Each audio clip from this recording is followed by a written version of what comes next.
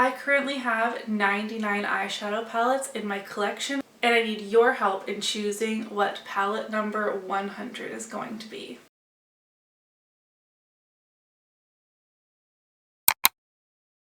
Hello everyone, welcome back to my channel.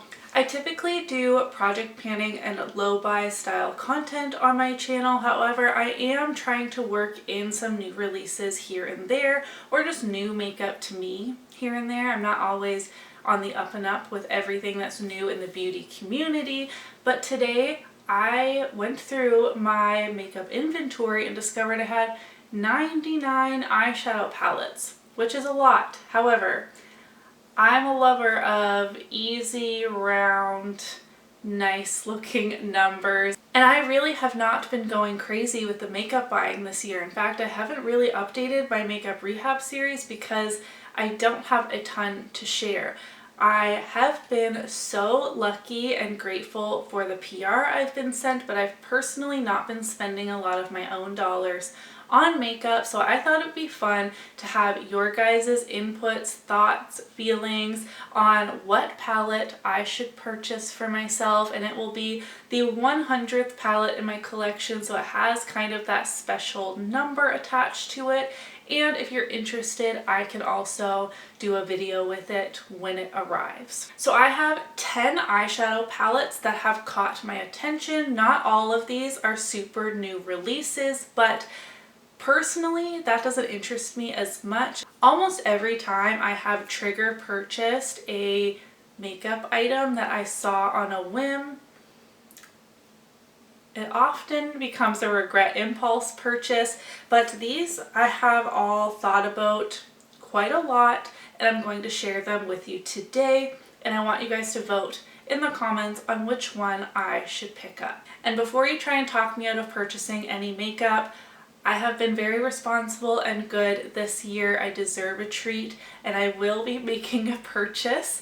So I will still obviously be focused on low buy and panning content on this channel for the most part, but adding in some new pieces here and there is something that I allow myself. I'm on a low buy, not a no buy, and I mean that with all the love in the world. Okay, let's stop rambling. Let's get into it. This is in no particular order, though I have grouped brands together if I have my eye on more than one. Let's kick it off with Nomad Cosmetics. So earlier this month, Nomad re-released or restocked their Ghost Town palette, and I have been thinking about this palette since it launched last year. It was one of those palettes that I definitely had FOMO for not picking it up. I do own one Nomad Cosmetics palette that I really enjoy, and I will admit that it is the packaging that really makes me want to own this, because I was a horsey gal. I love the like holographic front of this eyeshadow palette, but I also love the color story inside. Of course, I'm not going to spend my hard-earned money on something solely for the packaging with no interest on the inside. And while I am not typically a lover of cool tones, well, that's not 100% true. I am more gravitated towards warm tones, which you will see as we go through this video. My eye and my wish list has mostly warm tone palettes. In my collection, I'm mostly reaching for warm tone palettes, but when I force myself, heavy quotation marks, on using cool tones, I'm more of talking cool tone neutrals. I do love a blue, colorful look, but cool tone neutrals, I'm always like, I don't know if I really need these in my collection, but then I love how my eye look turns out. So while cool tones are not necessarily my favorite, I still do actually love them, and I feel like this palette has a good mix of neutral and color.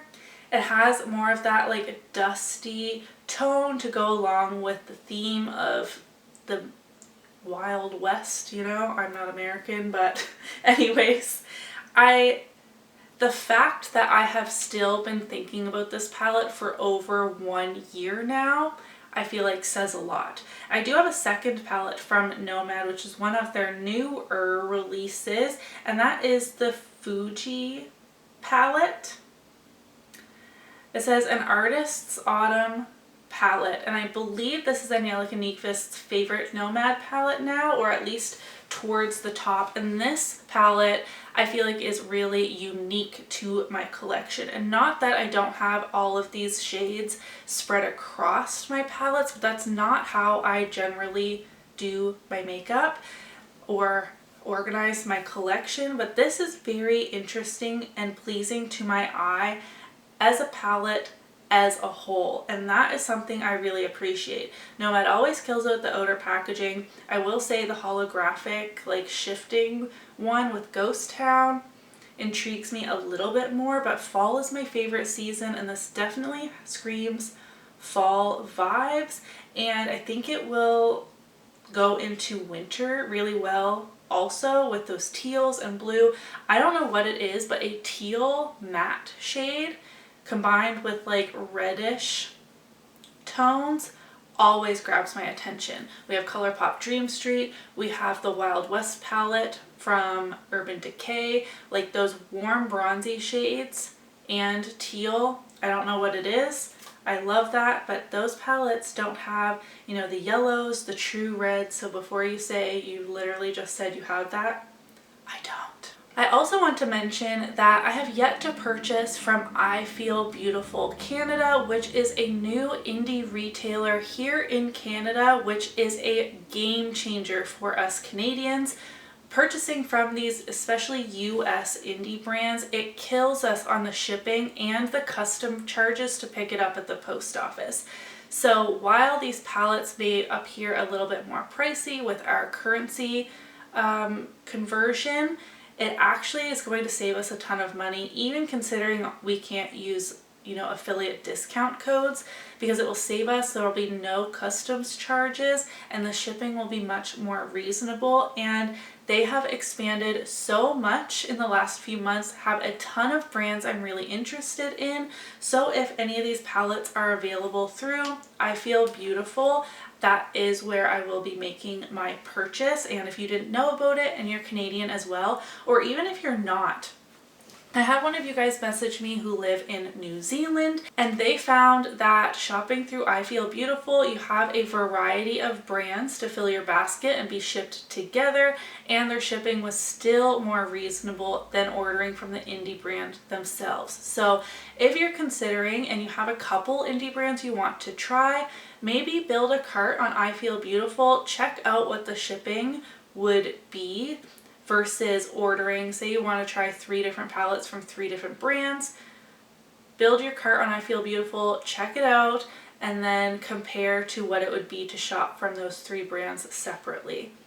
I'm just saying, I'm not affiliated with them, but I'm very excited to have that retailer in Canada. I have completely got off track. Let's chat about Unearthly.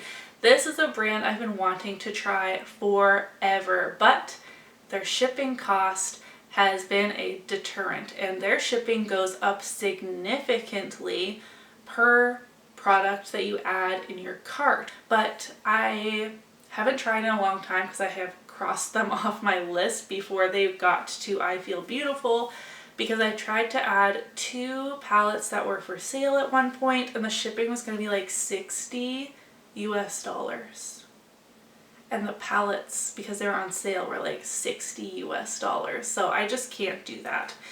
But there are 2 palettes, and they're not new, that I am still thinking about, and that is both the Fall Magic and the Sorceress Smoke palette. Let's chat about Fall Magic first. This is a very interesting and unique yet fall palette. I feel like it's completely different than anything in my collection. I know that those shimmers along the bottom are going to be super special shades. I think that this is very unique once again, and I love an indie special shade, and I would love to have more in my collection. But the Sorceress Smoke palette is that neutral with a twist. But I really want to try the Unearthly formula as well. So even though this color story is less unique, I feel like there's something to be said for a palette you can reach for and not have to think about, and you can get a beautiful look. Next, I have one that's kind of random, and I have no idea when the restock is actually coming, but I'm still thinking about the Lethal Cosmetics Avatar collection. Now, there are 4 palettes in this collection. I most likely wouldn't be getting all 4 because they're kind of pricey to be doing that. I will say my eye is mostly drawn between the green one and the blue one. I think there's a great mix of matte and shimmers. The shimmers look really dimensional and impactful, and the mattes go from light to dark, which is something I do enjoy, and these palettes aren't that large. But I do know they're a little bit pricey, especially considering they're a collab, but I do love Avatar: The Last Airbender, so I don't know. It's one of those collabs that really caught my attention. I didn't buy anything from the ColourPop Avatar collection, and I've kind of regretted that, so it's definitely on my list. As soon as this palette was sneak peeked, I was drooling. This is the Glaminatrix Barely Basic palette. It's just Steph has been raving about the Nearly Neutral palette from this brand, and that has been discontinued, and I'm forever sad about it. So when this sneak peeked, I was like, ooh, this might be the one, because their other palettes, while I have liked them, I have been able to like move past them pretty quickly, but this one is still on my mind, especially looking at these swatches. Those shimmery special shades are drool worthy, and then those mattes are just perfect fall mattes. I think the outer packaging with that like brown metallic is so beautiful as well. I like the layout of this palette, in which it's really clear. If you don't feel like being creative that day, you can just follow the columns. I don't know. That palette is absolutely stunning. Let's chat Natasha Denona. I feel like I have an unpopular opinion with this brand, in which I really don't think her eyeshadows are all of that. All that. I'm not cool enough to say that. I love my Mini Nude. Have zero quality issues with that palette. Reach for it quite often. I was supremely disappointed with the Zendo palette, which is my only larger palette from the brand, and I find that the shades fade on my eyes and muddy up so quickly, and I have the same problem with my Coral palette. I have the full size 5 pan, and I have one other palette that I feel kind of mid on, and I want to give the brand like one more try. One more.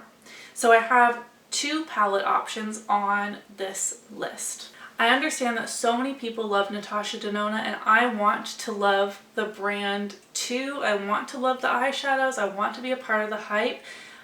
And so many of you said, oh, you need to use this certain eye primer, these certain brushes. I don't want to have to do that. All of my other eyeshadow palettes work perfectly great with the eyeshadow primers I use on an everyday basis, along with the brushes I prefer.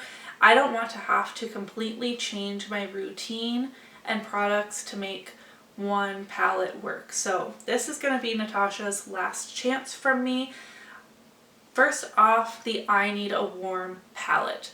This, I think, more so emulates the Mini Nude than her Midi Nude palette did. I like the depth in this. I'm really intrigued by that duochrome, and once again, this looks like one of those palettes that I could reach for every single day and not struggle with, in theory. Like something that's really quick to put together. Everything should work cohesively. I like the variety of shimmers. It's obviously still very neutral, but we have like some leaning more pink, some leaning more champagne. We have some leaning a little bit, I wouldn't call them cool tone, but maybe a little bit more neutral compared to the very warm shades. But even still, it's not leaning warm in an orangey or red way. I just think that this color story would be very flattering. The other option for Natasha Denona that is on my list was everyone's favorite last year, and that is the Yucca palette. I love green eyeshadows, especially green and neutrals together. So while this one wouldn't be an everyday workhorse type palette for me, this has a more interesting color story in my opinion. Like those mustardy yellows combined with the greens, especially the green shimmers. I love how this palette looks. I did not buy it last year because I was very hesitant on the quality and whether this would work for me. And for me in Canada, this is going to be like $100, which is significant. I mean, I know a lot of the other palettes I've chatted about are also on the more expensive side, but I'm willing to invest money in good quality eyeshadows. I don't want to be flushing my money down the toilet with a palette that is going to be a muddy, creasy, wearing off mess in no time. And that is my experience with the Natasha Denona Midi Zendo. And so it just makes me a bit hesitant, but I do want to give her one more try. I don't know. I'm rambling. A good segue from the Yucca palette, which is one, much more affordable, and two, a brand and quality of eyeshadow that I much prefer. So maybe I just talked myself out of Yucca. This is the Cosmic Beauty Undergrowth palette. I almost impulsively purchased this immediately at launch. Greens combined with neutrals. We have those mustardy shades and pops that the Yucca palette has, including that very warm like brown and like orangey brown. I don't know, I feel like this is a good alternative to the Yucca palette, and I love my Cosmic Beauty palettes. I have 4 of them now. They're more affordable. They're still not like ColourPop pricing, but they're shipped from the UK, and for me in Canada with shipping, the Winter Wonderland palette was about $60. So definitely more affordable than Natasha Denona, and I really love this color story. I am drooling over it, especially their promo pics with like the mossiness happening in these photos. I think this palette looks absolutely beautiful, but I do have 4 of their palettes, so this could be a good opportunity to try a new brand, you know? And 10th on my list, again, these are in no particular order, is the Ensley Rain Groovy Garden palette. I almost purchased this. I put it in my cart, I put in a discount code, but the shipping was too much for me. When I factor in the shipping, it made the palette over $150 Canadian, and that was a bit much. Like I said, I don't mind investing in good quality eyeshadow, but I don't want a large portion of my money going to the shipping cost, and then I'm going to get dinged again when they try and deliver it to my house. So I had to keep that in mind. It was going to be an over $200 palette for me, but Ensley Rain is now at I Feel Beautiful Canada. So this is my chance. Again, it's just Steph has been raving about Ensley Rain, and Unique Fist has been loving their palettes. And there's multiple that I have my eye on, but I'm only buying one. And the one I think of the most is the Groovy Garden palette. We have this 70s mushroomy vibe on the packaging, which I love, and then this would again be perfect for fall. I also took that into consideration when making this list. If something was leaning too bright, too summery, now is not the time. If I'm still thinking about it next summer, we can chat about it again, but the Groovy Garden palette, I like that it has that one row of shimmers across the middle. Then on the top we have the light mattes, and on the bottom we have the deep mattes. Again, if you don't feel like thinking of your eye look, pop one of those light mattes in your crease, one of the dark mattes in the outer corner and one of the shimmers on your lid, and you're good to go. You don't even need to necessarily follow the columns. You can mix and match, and I know the quality is going to be beautiful. The swatches make me drool, and the packaging is stunning. But I'm really into all 10 of these palettes we've chatted about today, so definitely let me know your thoughts in the comments below. Should I try a new brand? Should I pick up a brand that I know and love? Should I make sure I purchase from I Feel Beautiful Canada and support a small Canadian business and make sure that they stay open, because having an indie makeup retailer in my country is going to be a game changer for me, though my low buy has prevented me from purchasing from them just yet, but I'm very excited to. I think this is going to be a good opportunity to do that too. I'm still rambling. Let me know which palette you think I should pick up, and also maybe let me know if any of these palettes are on your wish list, or maybe one of the top palettes that you cannot stop thinking about. I love chatting with you guys in the comments, and I thought this video would be fun. So if you enjoyed it, give it a thumbs up so that I know, and I'll see you in my next video. Bye!